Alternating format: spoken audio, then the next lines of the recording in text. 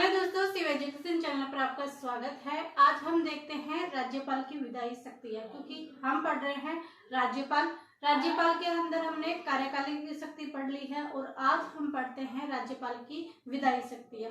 और विधायी शक्तियों के अंतर्गत कौन कौन से अनुच्छेद हैं, उन अनुच्छेदों को हम पढ़ते हैं, क्योंकि अनुच्छेद एग्जाम में पूछे जाते हैं और डायरेक्टली क्वेश्चन आता है कि ये अनुच्छेद किससे संबंधित है या ये अनुच्छेद है, इनको सम्मिलित कीजिए। इनमें से 100% क्वेश्चन पूछे जाते हैं, तो इन चीजों को हमें ध्यान रखना चाहिए और आई होप आप भी इन चीजों को ध्यान रखोगे। यहाँ पर सेकंड ग्रेड का संपूर्ण कोर्स निःशुल्क किया जाएगा।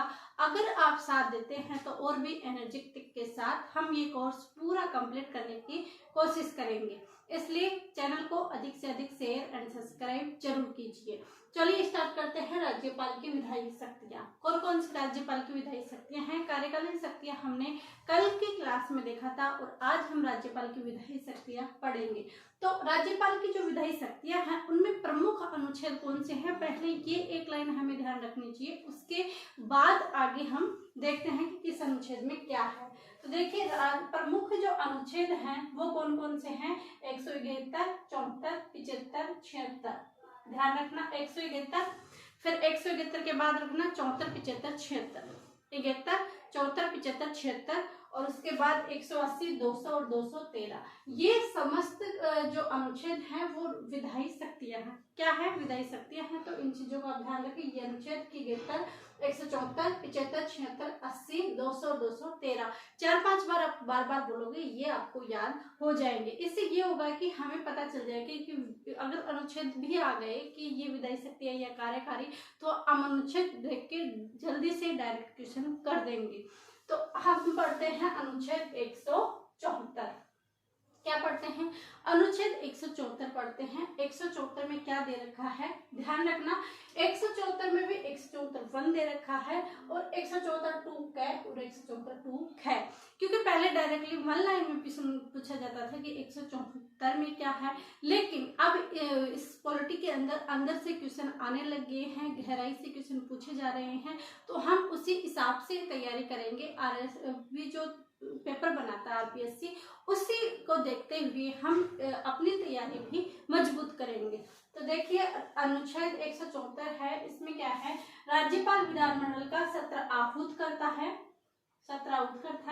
सत्रवासन करता है और विधानसभा को भंग व विघटित कर सकता है। कितनी बातें दे रखी है? 3 बातें दे रखी है। इसमें क्या कह रहा है वो कि राज्यपाल क्या करता है? विधानमंडल का सत्रवासन करता है, यानी सत्र को बुलाता है, सत्र प्रारंभ करता है, सत्र बाद में अंत में सत्र समाप्त भी कौन करता है? राज्यपाल करता है। और विधानसभा को भंग और विघटित भी कौन करता है? राज्यपाल करता है। ये किस अनुच्छेद में है? ये अनुच्छेद 174 के अंदर है। अब क्या है कि 174 है, वो क्या कहता है? 174 कहता है कि विधानमंडल का, देखो वन के अंदर ये आ जाएगा कि सत्र आहूत करेगा। सबसे पहले क्या करेगा? सत्र को आहूत करेगा, यानी सत्र को बुलाएगा। तो ये किस में करेंगे? 174 में, क्योंकि 2 में तो हम बुला नहीं सकते, बुलाने का काम पहला होता है, तो हम सबसे पहले बुलाएंगे। अगर बुलाना होगा तो क्या होगा? अगर हम सत्र आहूत करेंगे 174 फर्स्ट के तहत, तो जो मुख्य सचिव है, सत्र की सूचना 21 दिन पूर्व, ध्यान रखना 21 दिन पूर्व सचिव द्वारा प्रत्येक सदस्य को दी जाती है। कितने दिन पहले दी जाती है? 21 दिन पहले। किसके द्वारा दी जाती है? मुख्य जो सचिव होता है उसके द्वारा प्रत्येक सदस्य को 21 दिन पूर्व दी जाती है। ऐसे नहीं कि कल हमारी सत्र आहूत करेंगे, कल सत्र का बैठक होगी और कल आज रात को फोन करके बोल दिया भाई आपको कल मीटिंग में आना है, तो ऐसा नहीं चलेगा। क्या करेंगे? वो 21 दिन पहले ही बता देंगे कि उस डेट को अपनी मीटिंग है, तो आप सभी वहां पर पहुंचे। ये 21 दिन पहले होगी। अब ये बैठकें होती है, इसमें क्या होता है कि अंतर कितने का होना चाहिए? पर प्रथम सत्र की अंतिम बैठक और द्वितीय सत्र की प्रथम बैठक, यानी हम प्रथम सत्र में जो बैठक कर रहे हैं, दूसरी बैठक कर रहे हैं, उन दोनों के मध्य अधिकतम 6 माह का समय हो सकता है। यानी 2 बैठकों के मध्य कितने महीने का 6 माह का समय हो सकता है, 6 माह के टाइम होना चाहिए। ऐसे नहीं 2-2 महीने से ही हम बैठ के करवा रहे हैं, ऐसा नहीं, अधिकतम 6 माह का टाइम अंतराल होना चाहिए 2 बैठकों के मध्य।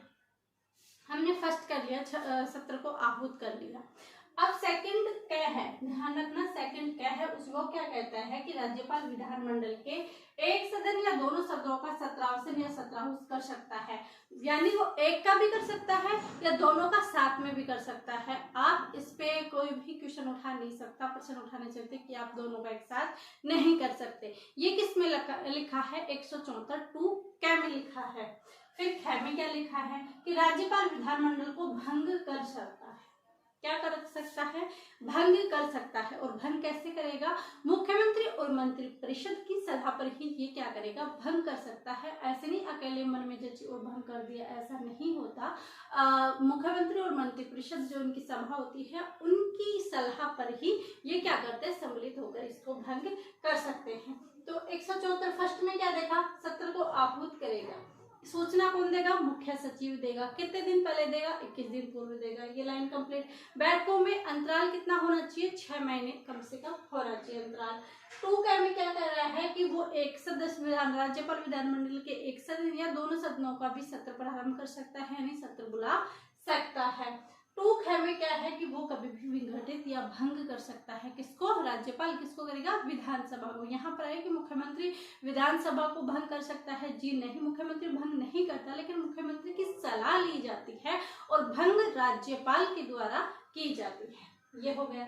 अब कुछ बातें इस अनुच्छेद से इम्पोर्टेंट है, वो हमें ध्यान रख लेनी चाहिए कि कौन कौन सी बातें इम्पोर्टेंट है। क्या है कि विधानसभा का जो सत्र है वो बुलाता कौन है, वो राज्यपाल बुलाता है। ये बहुत ही इम्पोर्टेंट क्वेश्चन है, यहाँ से क्वेश्चन बनने की ज्यादा संभावना है कि विधानसभा का सत्र कौन बुलाता है, राज्यपाल बुलाता है। लेकिन उसकी जो अध्यक्षता करेगा वो कौन करेगा, विधानसभा अध्यक्ष करेगा। खुद राज्यपाल अध्यक्षता नहीं कर सकता, वो ओनली सत्र बुलाएगा, सत्र को आहूत करेगा कौन, राज्यपाल। लेकिन अध्यक्षता कौन करेगा, अध्यक्षता करेगा विधानसभा का जो अध्यक्ष होगा वो। विधानसभा अध्यक्ष क्या अलग से चुने जाते हैं, नहीं, जो सदस्य होते हैं उन्हीं में से अध्यक्ष और उपाध्यक्ष चुना जाता है। दूसरा है कि विधानसभा का सत्र अगर समाप्त होता है तो बुलाता और समाप्त करता कौन है, राज्यपाल। यानी बुलाएगा भी कौन, राज्यपाल, और भेजेगा भी कौन, राज्यपाल। दोनों काम कौन करेगा, राज्यपाल करेगा। लेकिन बैठक को अगर हमें स्थगित करनी है कुछ टाइम के लिए तो वो कौन करेगा, वो सब विधानसभा अध्यक्ष करेगा। तो 2 काम, बुलाना और समाप्त करना, किसका काम है, राज्यपाल का काम है।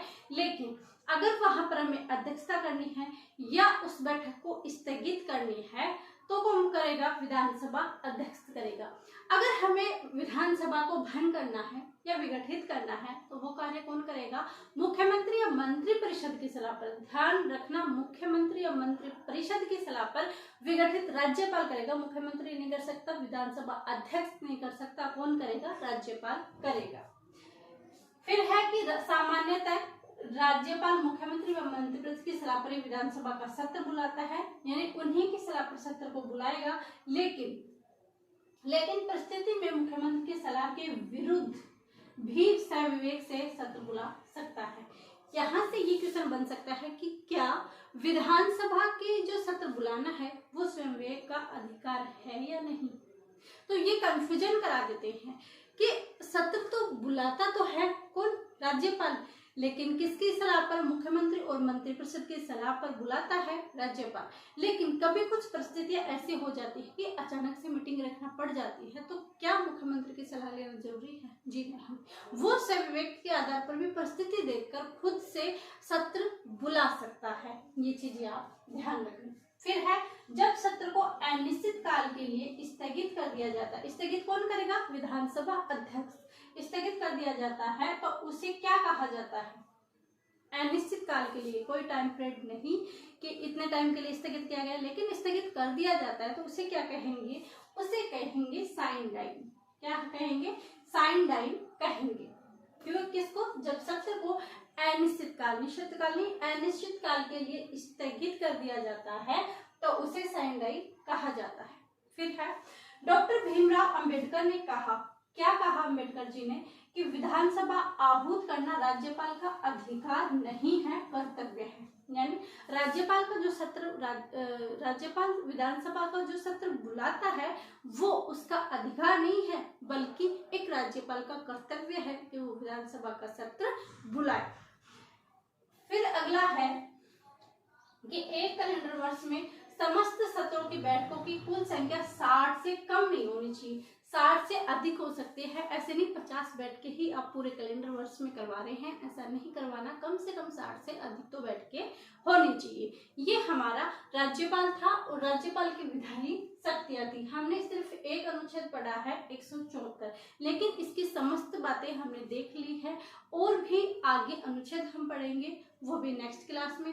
छोटा सा प्लेटफॉर्म और छोटी छोटी क्लासें, इससे आपका हो जाएगा पूरा कोर्स कंप्लीट। वीडियो कैसा लगा कमेंट करके जरूर बताएं। वीडियो को लाइक शेयर एंड सब्सक्राइब जरूर कीजिए। आप सभी का धन्यवाद। Thank you.